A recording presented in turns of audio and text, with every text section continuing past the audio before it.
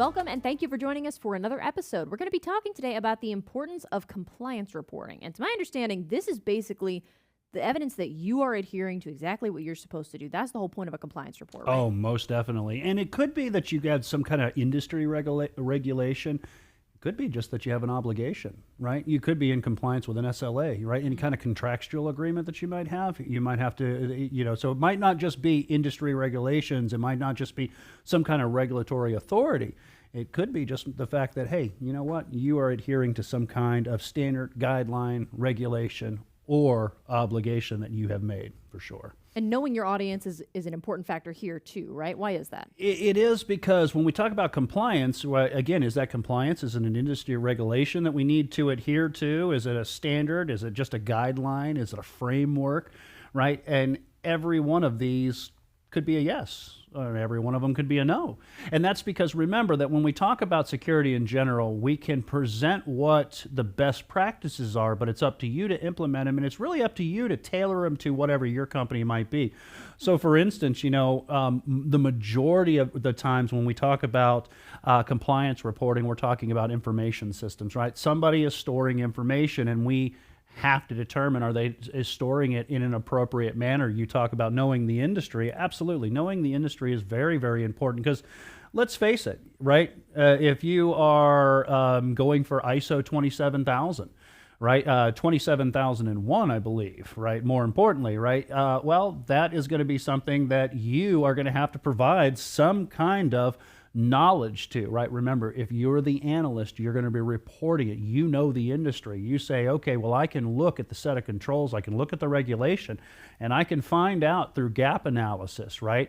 What is our current state, or what is the ideal state measured against our current state? And are there dissimilarities? Are we not in parity, right? Well, that's going to be important for you to know. And, if somebody is in the healthcare industry, right?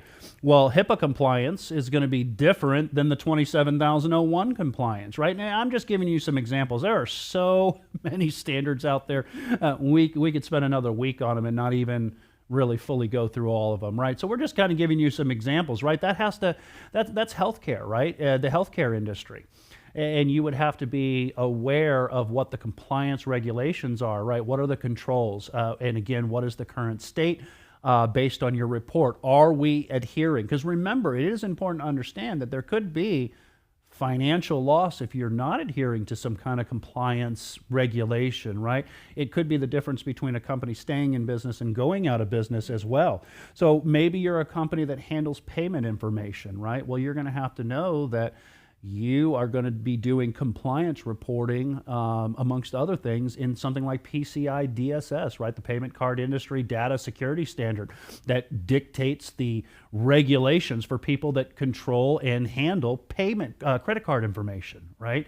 Well, that's different than HIPAA, which is different than 27001. And again, as an analyst, you have to know that industry and you have to know that audience. It's very, very important. Let's take, for instance, GDPR. That's been a very big one that is always on people's minds who have, are holding customer information if they reside in the UK. Doesn't matter where you reside. If they live in the UK, you could be over here in the United States, and if you contain it, you have and are holding and in control of their information within your information system, you now fall and are liable to the regulations of GDPR, right? So you have to provide a compliance report that checks all of these checks and balances, if you will, controls, the countermeasures, how we implement them, and where we currently sit, and then identify any gaps in between. I know there's probably a lot of examples we could cover, so I don't want to bog you down and make you go over all of them. But one other one that I think I may have heard before is SOC 2. Is that how it's said? SOC 2, yep, that's another one that's out there too. Companies that store and process information, that could potentially be something, right? How are they maintaining their client customer information, right? Okay. So again, that might be a compliance report. In fact, that's something here at ACI Learning that we're trying to get. We just went through a big process of getting the 27001 ISO accreditation, and it was a long process, and it was a very, I don't even know the half of it. And in just the very high level, surface level that I heard anything, it was a very long, complicated process of late nights drinking coffee, reading a lot of documentation, comparing where we currently are. And if you are that analyst, you might be the one that's providing that insight, and it is important to get it right. Because remember, technology moves very, very fast. And I guess that would mean that in turn, if technology is moving fast, those regulations probably are subject to change, right? They sure are. You know, and for instance, Sophia, look at the California Privacy Rights Act, right? That's already changed. It's gone through a couple name changes and stuff, and they did some amendments too, right? And you have to be aware of that because that's essentially a state within the United States, within the U.S. here, that's really got almost not a complete carbon copy, but a lot of similarities with the GDPR, right? And now you have customer data for the people that are residents of California. You have to adhere to those regulations as well. So you've got a lot of the different regulations. You know, I was figuring maybe we could give some examples here, Yeah, right? You know, definitely.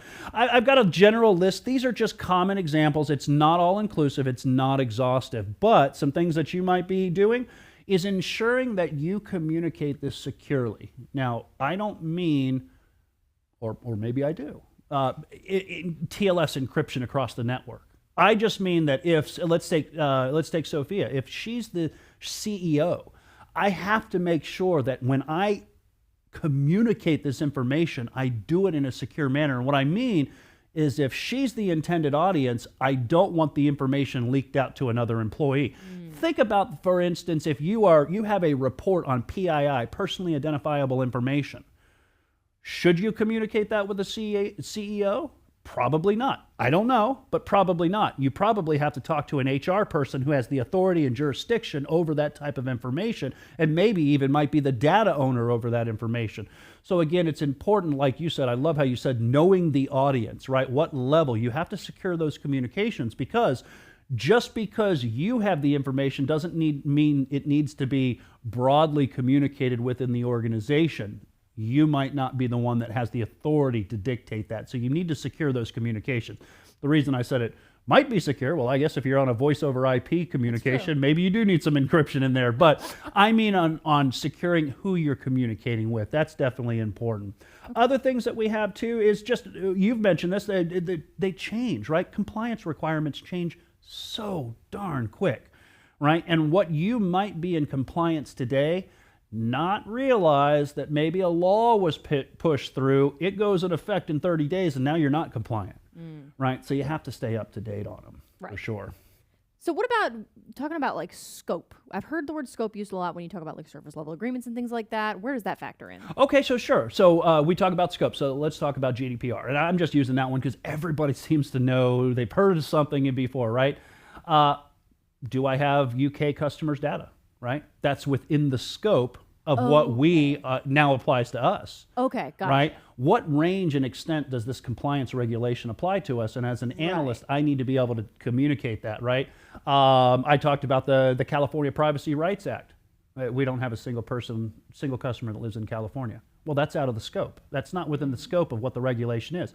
We do.